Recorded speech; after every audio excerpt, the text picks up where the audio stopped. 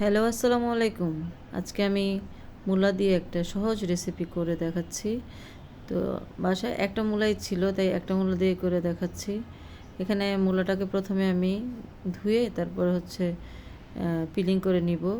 Peeling করে নিয়ে এখন সবজি কুচার দিয়ে এটা কুচিয়ে নিব। তো কুচানো হয়ে গেলে আমি এই মূলাটার থেকে পানি চিপড়িয়ে নিব। আমার মূলাটা হয়ে গেছে করা, এখন আমি পানিটা চিপড়িয়ে নিব। শীত আসলেই আমি এই রেসিপিটা আসলে করে থাকি। দুই হাত দিয়ে চেপে চেপে পানি চিপড়িয়ে নেব। এই পানিটাকে আমি ফেলে দিব না, এই পানিটা আমার রান্নার কাজে লাগবে। আপনারা দেখতে থাকুন তো আমি কীভাবে কী করি। তো এই যে পানিটা আমি এখন একটা মগের মধ্যে ঢেলে রাখলাম। যেহেতু এখানে একটা মূলা, তো কোয়ান্টিটিটাও কম হবে। তো আমি এখন এইটাকে নেক্সট প্রসেসে যাচ্ছি। পানিটা রেখে দিলাম। এখানে পেঁয়াজ, টমেটো আর কাঁচামরিচ রেখেছি। আর এখানে আমি হচ্ছে ওই একটা ডিম নিয়ে নিয়েছি। ডিমটা নিয়ে ফেটে নিয়ে, পুরোটা ডিম দিব না, আমি অর্ধেক ডিম দিব, একটা ডিমের অর্ধেক। আর এখানে বেসন দিয়ে দিচ্ছি 2-3 টেবিল চামচের মতো। হলুদ দিয়ে দিলাম সামান্য, হাফ চা চামচের মতো। এখানে লবণ দিয়েছি একটু, আর দিয়ে দিলাম কাঁচামরিচ কুচি। এখন এটাকে ভালো করে মেখে নিব। মেখে নিয়ে এটাকে আমি তেলে ফ্রাই করব, মানে পাকোড়ার মতো। তো ওইখানে আমি পেঁয়াজ আর টমেটো আলাদা করে রেখেছি। ওটা কেন রেখেছি বলতেছি, আপনারা দেখতে থাকেন। তো এখন এই পাকোড়াটা আমি ভেজে নিচ্ছি, মূলার পাকোড়া। এই পাকোড়াটা এমনি খেতে অনেক মজা লাগে, খুবই টেস্টি।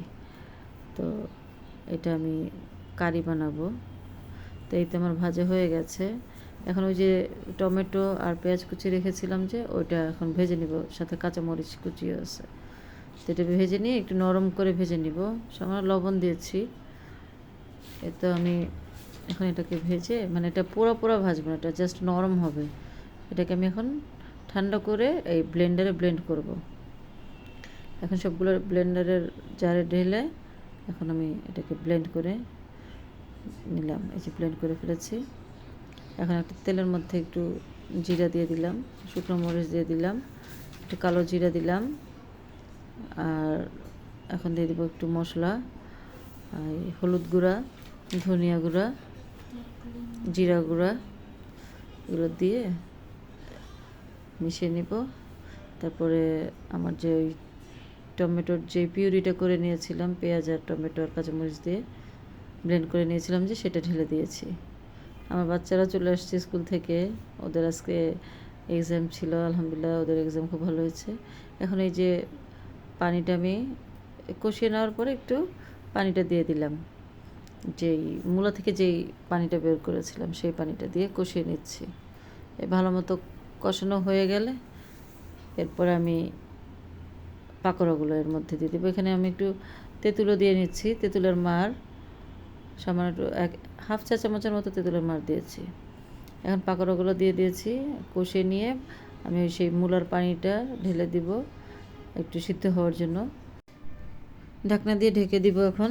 তো পানিটা টেনে গেলে নামিয়ে নিব, ধনিয়া পাতা ছিটিয়ে দিয়ে।